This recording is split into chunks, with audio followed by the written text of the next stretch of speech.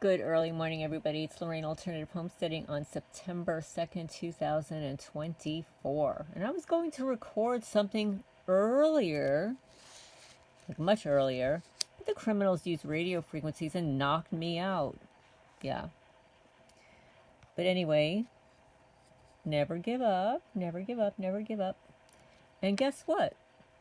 You know, the criminals rotted an entire bag of organic peaches that were delivered a day and a half ago. Totally rotted them. And you know, they rot food because they are rotten. They want you to react so they can study your emotions because they do not feel their own. It's because they're psychopaths. They're a subspecies of inhuman.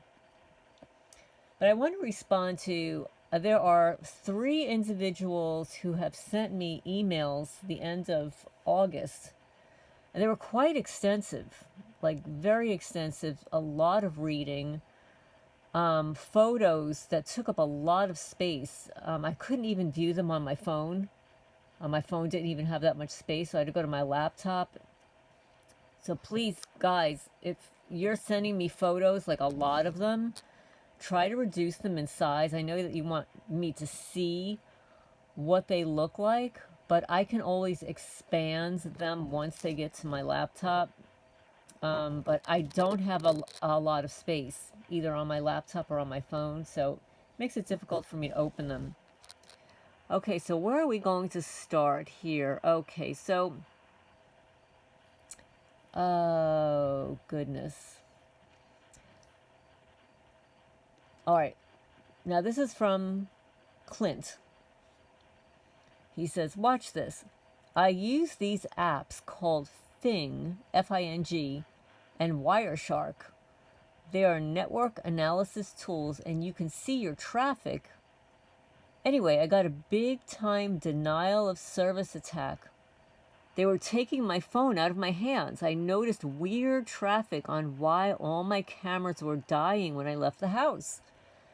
You should ask people to use the tools. Now, I know that there's a woman in Canada, Bobby, who tells people all the time about these apps and stuff. Most of them are on the Android. And a lot of people don't have an Android. So, like, I went crazy looking for these apps on my phone. I've got an iPhone, and I couldn't locate them. So... there wasn't anything similar for the iPhone, so, you know, just give you a heads up that some of these apps are for either an iPhone or an Android. Most of them are for the Android. And if you don't have one, you're out of luck. Okay, so you should ask people to use these tools. Wireshark is technically illegal, but as long as you don't use it to snoop into someone else's life.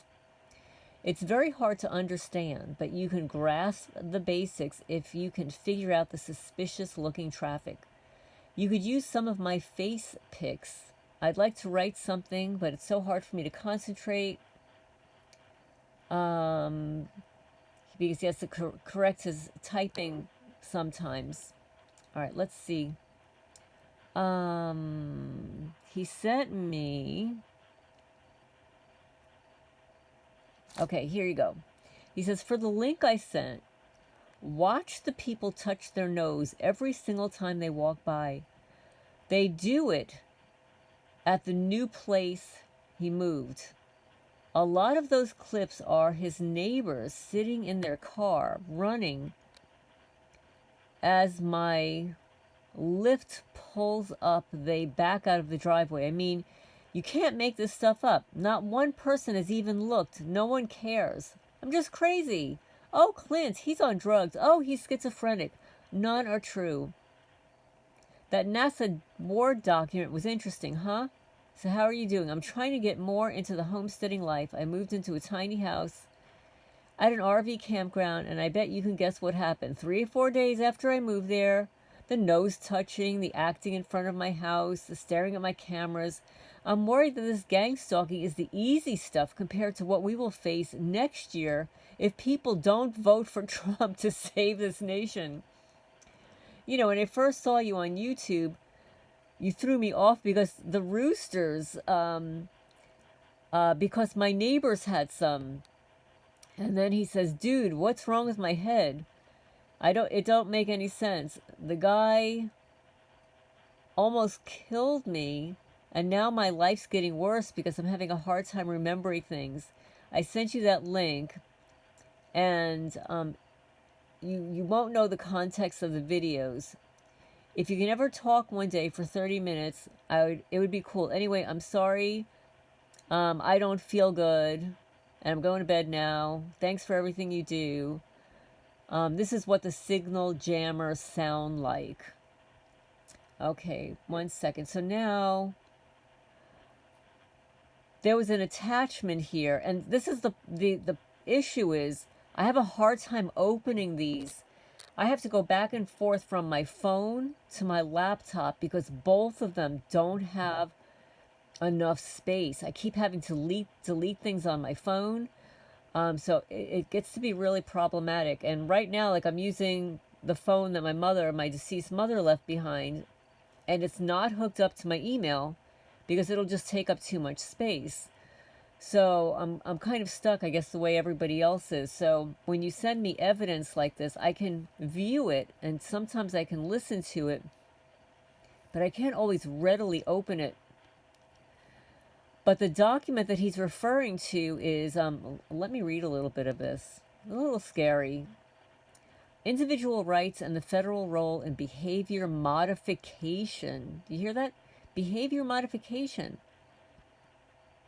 It was printed for the use of the Committee on the Judiciary, U.S. Government Printing Office at Washington, 1974. But then on the top, there's a stamp that says NCJRS, June 21, 1993. So it originated in 1974. Let me show you what it looks like.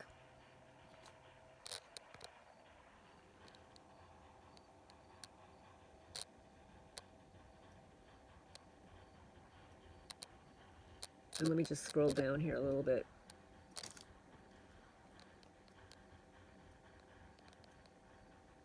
You see what that looks like. Okay, so I'm going to read the introduction of this. 1 second. And just about 5 minutes ago, just before I started recording this, my roosters are crowing. It was like just before 2 o'clock in the morning. And that usually means that they're being interrupted, disturbed, they're energy weapons, there are people crawling around the property. Okay, so here's the preface. This is like really alarming, guys. 1 second. When the Founding Fathers established our constitutional system of government, they based it on their fundamental belief in the sanctity of the individual. They declared, "We hold these truths to be self-evident, that all men are created equal, that they are endowed by the Creator with certain inalienable rights, that among these are life, liberty, and the pursuit of happiness. That to secure these rights, governments are instituted among men, deriving their just powers from the consent of the governed." Do you hear that? They get their power from the consent of the governed. Well, I'm telling you folks, I don't know about you, but I do not consent. The Founding Fathers took care to see that these inalienable rights were carefully protected. They understood that self-determination is the source of individuality, and individuality is the mainstay of freedom. As threats to individual freedom have arisen from time to time during our history, laws have been developed to ensure that basic constitutional guarantees are assured.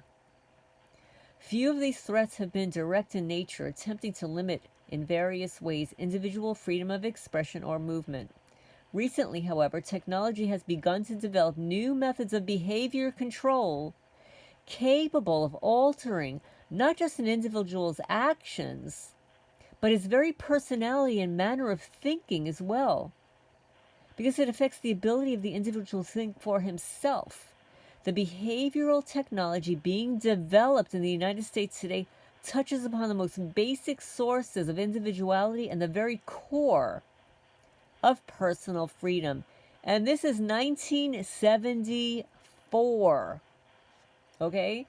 To my mind, the most serious threat posed by the technology of behavior modification is the power of this technology gives one man to impose his views and values on another. In our democratic society, values such as political and religious preferences are expressly left to the individual choice. If our society is to remain free, one man must not be empowered to change another man's personality and dictate the values, thoughts, and feelings of another. This is not to say that all behavior therapy is inherently evil. Many types of therapy which result in the modification of behavior have proved beneficial to our society. But whenever such therapies are applied to alter men's minds, extreme care must be taken to prevent the infringement of individual rights. Concepts of freedom, privacy, self-determination inherently conflict with programs designed to control not just physical freedom, but the sources of free thought as well. Moreover, because the power of federal government is limited to the implementation of the Constitution and the protection of constitutional rights, there's a real question whether the government should be involved at all in any programs that potentially pose substantial threats to our basic freedoms. This question becomes even more acute when these programs are conducted, as they are today, in the absence of strict controls.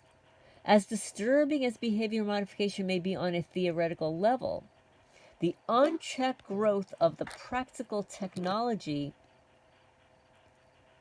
let me just scroll down here, of behavior control is cause for even greater concern. In fulfilling its mandate to examine, investigate, and make a complete study of any and all matters pertaining to constitutional rights, the Constitutional Rights Subcommittee has over the years devoted an increasing portion of its energy to the study of the special questions, posed by, now this is kind of, I can't even read this. The work of Senator Edward Kennedy, Congressman Paul G. Rogers, and Richardson Pryor, and many other colleagues. Title II of the Something Research Act establishes a national commission for the, and this is blacked out by a phone number, by a number, human subjects of biomedical and behavioral experiments, and commission will conduct an intensive 2-year study of the implications of advances in biomedical and behavioral research with respect to medical ethics and individual rights. One of the reasons for publishing this report at this time is to make available to the Commission, as well as Congress and the general public, the information the subcommittee has collected in the course of its study of behavior modification. I hope that the Commission will make a good use of this information in developing mechanisms to resolve the many questions raised by behavior control technology and to minimize the threats posed by this technology to individual liberties. Okay, so now we're going back here to 1974. This was already given to Congress, okay? And the subcommittee. The subcommittee staff has assembled in this report a massive information concerning government-sanctioned programs designed to predict, control, and modify human behavior. Even though the material included in this report is by no means comprehensive or complete, some initial findings are already apparent.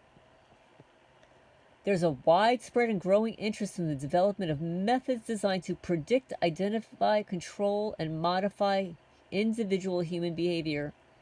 Few substantive measures have yet been taken to resolve the important questions of freedom, privacy, and self-determination raised by behavior control technology.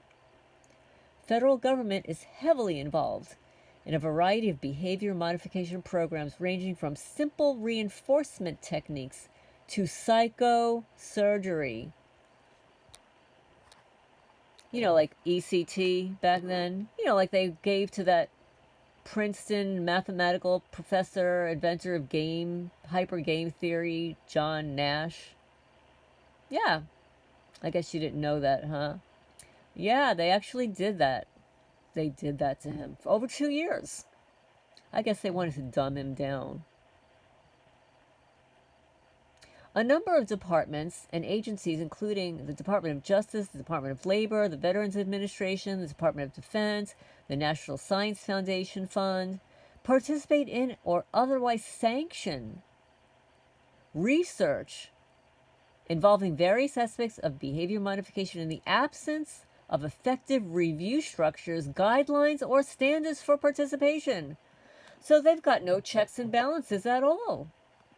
And this is going back to 74. Do you think it's any better now? I don't think so. Oh, and then you got Dr. James Giordano prancing across the stage, gleefully prancing across the stage about how easy it is to hack the mind and the brain. He's just so excited about it. The Department of Health, Education, and Welfare, whose responsibility to provide leadership in the field is perhaps greater than any other department or agency that operates under an inadequate system of regulations, and has only recently begun to take steps to resolve the fundamental constitutional questions raised by federal government involvement in behavior modification and behavioral control technology. Is that crazy, guys?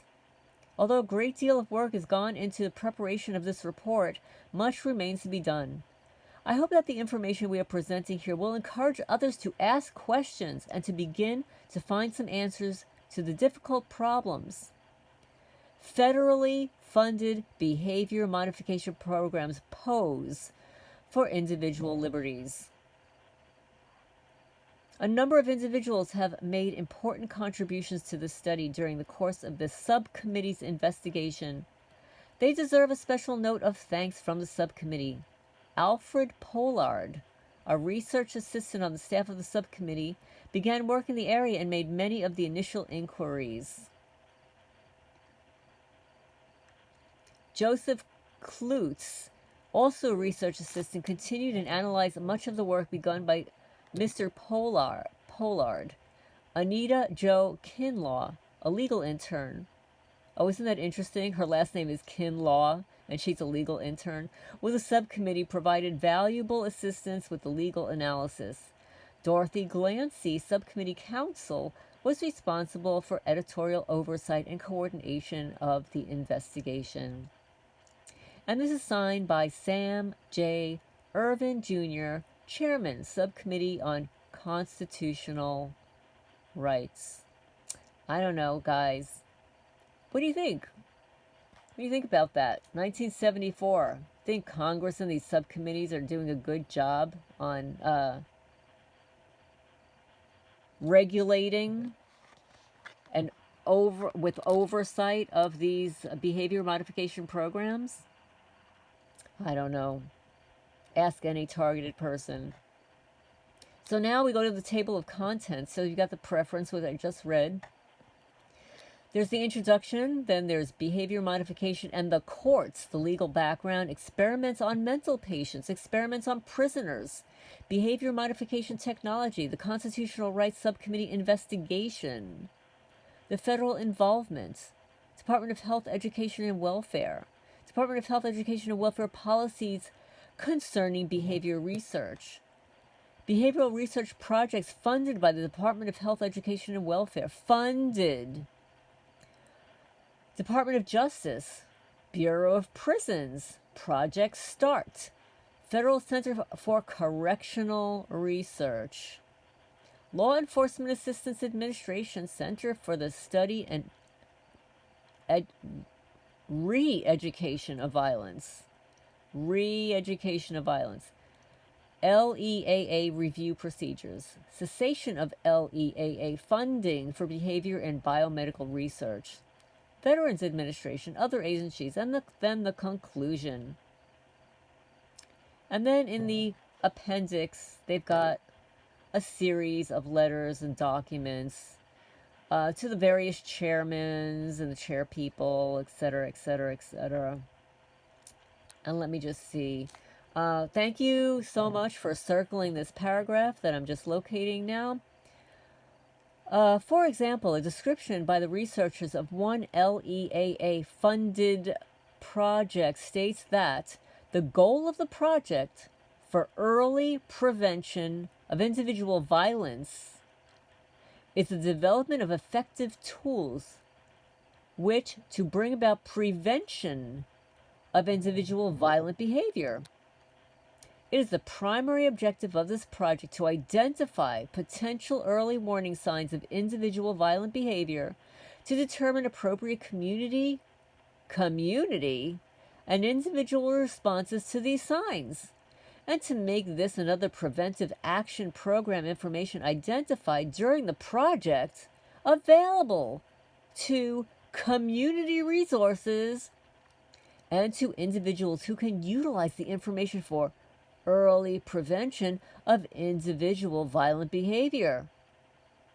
The project is also concerned with the development of a central computerized information bank that will provide bibliographic references on potential early warning signs and individual violent crime, as well as preventative action information regarding community resources and responses to individual violence and crime. This is 1974. It sounds like they were already setting up the targeted individual rat snitch neighborhood program. Is this amazing? Amazing.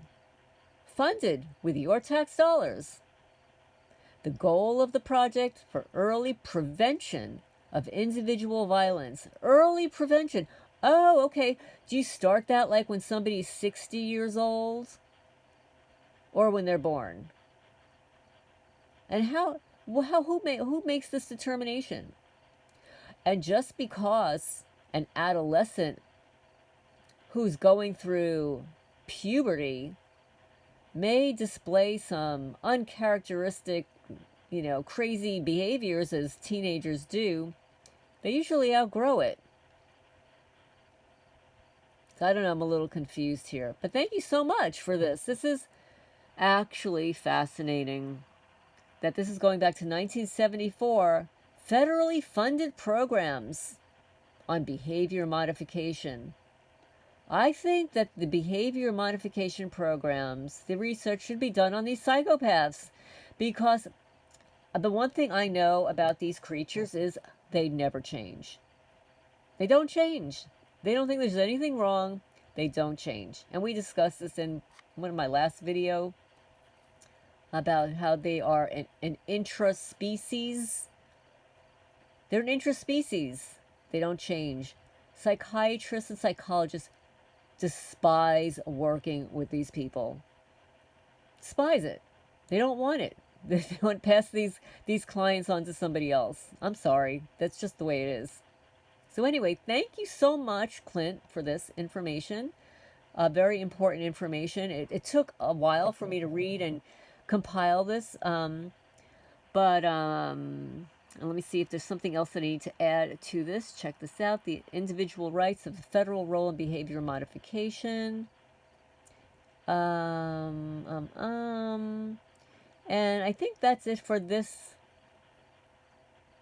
person. I'm going to create another video. Oh, wait. There's one more thing that he says. And here's a picture of him right here. He says I could use this picture. You can see this. This is him right here. Looks like he got beat up there. Oh my goodness. He says, this happened to me because of kid gang stalking. My neighbor sent the kids after me into the woods 3 days in a row, and I came home one night, and they were walking right behind me. I confront their gang stalking parents on the sidewalk. It's not their property, and he hit me with a baseball bat. The other guy here pulled a rifle on me while I drove by and got it on my dash cam. They called the police, and I called the police and showed them the video, but they did nothing. And the detective never called me back. I told them he lived a couple of houses down, and they told me they didn't know if he lived there, so they couldn't go knock on the door. What the F? Yeah, so let's see here. Let me see if I can get this. So this is what he caught. So he caught them on camera right here, doing what they were doing. And of course, the photos are not real clear here. They're black and white. This one is black and white. But I'm so sorry this happened to you, Clint.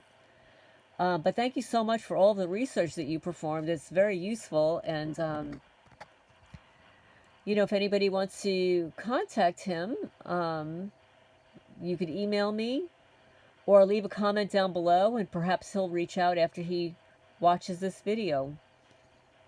But that's horrible. Look what they did to his face with the baseball bat, and the police did nothing. Look at this.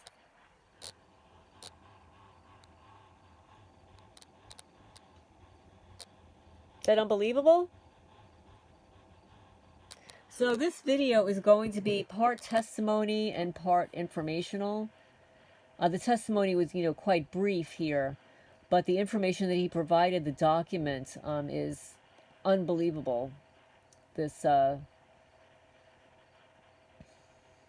just unbelievable. This is just crazy stuff here. But anyway, I'm so sorry that happened to you, but thank you so much for sharing that. And please hit the thumbs up, everybody. I hope everybody got something out of this and the document that I read. I will post the full name of the document in the description section. I think it's going to take up too much of the heading. I'm going to talk to you soon, guys.